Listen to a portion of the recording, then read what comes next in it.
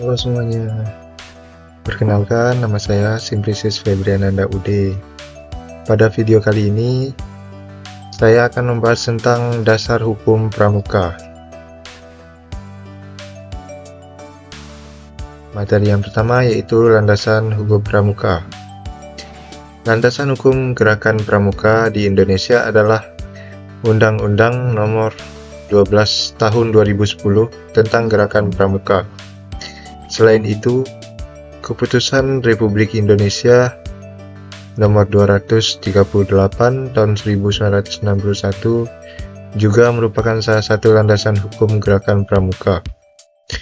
Undang-Undang Dasar Nomor 12 Tahun 2010 mengatur berbagai aspek seperti pendidikan kepramukaan, kelembagaan, tugas dan wewenang pemerintah dan pemerintah daerah, hak dan kewajiban pemangku kepentingan, aspek keuangan gerakan pramuka.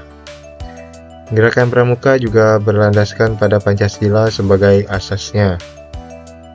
Materi yang kedua yaitu visi, misi, dan tujuan gerakan pramuka. Yang pertama yaitu visi gerakan pramuka. Gerakan pramuka sebagai organisasi pendidikan nonformal yang turut berperan dalam pendidikan kaum muda Indonesia. Tantangan utama yang dihadapi adalah bagaimana menempatkan pramuka sebagai bagian penting dalam lingkungan strategis Indonesia, serta memposisikan kegiatan pramuka sebagai Center of Excellence bagi para pemuda. Gerakan pramuka merupakan bagian dari sistem pendidikan nasional yang termasuk ke dalam jalur pendidikan nonformal yang berupaya membentuk kepribadian kaum muda yang berakhlak mulia, berjiwa patriotik, taat hukum, disiplin, menjunjung tinggi nilai-nilai luhur bangsa, dan memiliki kecakapan hidup. Melalui kegiatan gerakan pramuka, diharapkan karakter dan kepribadian kaum muda dapat dibina dan dikembangkan guna turut serta dalam pembangunan nasional. Dalam hal ini, gerakan pramuka menjadi wadah pembentukan karakter dan kepribadian kaum muda. Berdasarkan hal tersebut, dalam upaya penyusunan arah kebijakan gerakan pramuka tahun 2014-2045, ditetapkan visi gerakan pramuka yang akan diwujudkan selama 25 tahun ke depan, yaitu Gerakan Pramuka, wadah utama pembentukan kader pemimpin bangsa. Selanjutnya, misi dan tujuan pramuka. Misi gerakan pramuka yaitu ada satu, yang pertama, mewujudkan sistem pendidikan kepramukaan yang mampu menjawab tantangan lingkungan strategis bangsa dan menghasilkan pemimpin-pemimpin bangsa yang berkualitas sesuai satya dan dharma pramuka. Misi yang kedua yaitu mewujudkan sistem keorganisasian dan kepengelolaan gerakan pramuka yang menyeimbangkan voluntarisme dan profesionalisme modern dan melayani seluruh pemangku kepentingan kepramukaan. Misi yang ketiga, mewujudkan kapasitas keuangan, usaha, dan aset gerakan pramuka yang memenuhi kebutuhan penyelenggaraan pendidikan kepramukaan dan memiliki kemandirian mendasar bagi keberlanjutan gerakan pramuka. Yang keempat, mewujudkan kiprah dan pengabdian gerakan pramuka kepada masyarakat, bangsa, dan negara secara maksimal melalui pendekatan informatika, komunikasi publik, dan semangat kerelawanan yang berkelanjutan. Kemudian tujuan gerakan pramuka yaitu untuk melahirkan lapisan dan barisan pemimpin bangsa Indonesia yang sesuai dengan satya dan dharma pramuka, mengingat situasi dan kondisi bangsa yang semakin terbelah secara sosial, ekonomi, dan politik. Kemudian moto gerakan pramuka. Dilansir dari buku panduan wajib pramuka super lengkap, moto gerakan pramuka adalah Satyaku Kudarmakan, Dharmaku Kubaktikan. Moto pramuka ini tercantum dalam Keputusan Musyawarah Nasional 10 Gerakan Pramuka tahun 2018 tentang anggaran dasar dan anggaran rumah tangga atau ADART bab 4 pasal 14.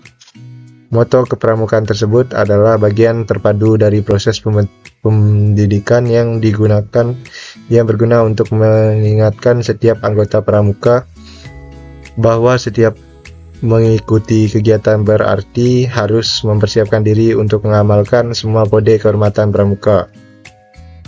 Arti dari moto gerakan pramuka. Moto gerakan pramuka merupakan semboyan yang bersifat tetap dan tunggal sebagai bagian terpadu dalam proses pendidikan pramuka. Kemudian manfaat moto gerakan pramuka yang pertama yaitu menumbuhkan rasa bangga sebagai pramuka. Yang kedua, menanamkan rasa percaya diri. Yang ketiga, menambah semangat pengabdian pada masyarakat, bangsa dan negara. Yang keempat, memiliki budaya kerja yang dilandasi pengabdiannya. Dan yang kelima yaitu siap mengamalkan satya dan dharma pramuka.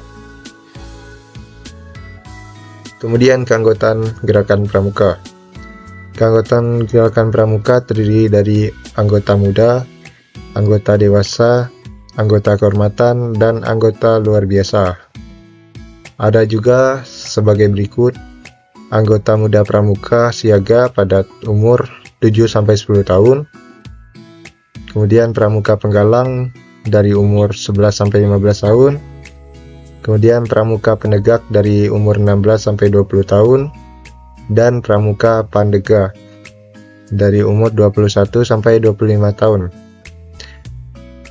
Ya, ini termasuk ke dalam anggota dewasa, pembina pramuka, pembantu pembina pramuka, pelatih pembina pramuka, pembina profesional, pamong saka, instruktur saka, pimpinan saka, andalan pembantu andalan, anggota majelis pembimbing, anggota kehormatan. Kemudian hak dan kewajiban anggota gerakan pramuka. Haknya yaitu mendapatkan kartu tanda anggota atau KTA. Yang kedua, menggunakan seragam pramuka. Yang ketiga, mengikuti pendidikan kepramukaan. Yang keempat, mendapatkan sertifikat dan tanda kecakapan. Yang kelima, mendapatkan perlindungan selama mengikuti kegiatan pramuka. Dan yang keenam, memilih dan dipilih dalam jabatan organisasi. Kemudian kewajiban anggota pramuka. Yang pertama, mentaati anggaran dasar dan anggaran rumah tangga. Kemudian, mentaati peraturan internal dan disiplin organisasi. Yang ketiga, aktif melaksanakan dan mengembangkan program kegiatan organisasi. Keempat, memperluas keanggotaan organisasi. Kelima, membayar iuran anggota.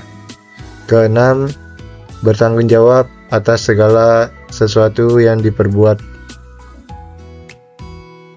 Kemudian, materi yang terakhir yaitu berakhirnya keanggotaan pramuka. Yang pertama, keanggotaan gerakan pramuka dapat berakhir karena permintaan sendiri, meninggal dunia, atau diberhentikan. Yang pertama yaitu permintaan sendiri. Anggota pramuka dapat mengajukan permintaan untuk mengakhiri keanggotaannya. Kemudian, penyebabnya meninggal dunia. Keanggotaan pramuka berakhir jika anggota tersebut meninggal dunia. Dan yang keenam, diberhentikan.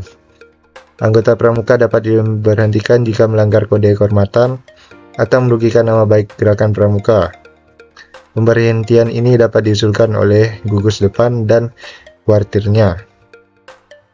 Kemudian, keanggotaan anggota dewasa juga dapat berakhir karena batas usia atau berakhirnya masa bakti. Baik, sekian dari penjelasan yang dapat saya jelaskan.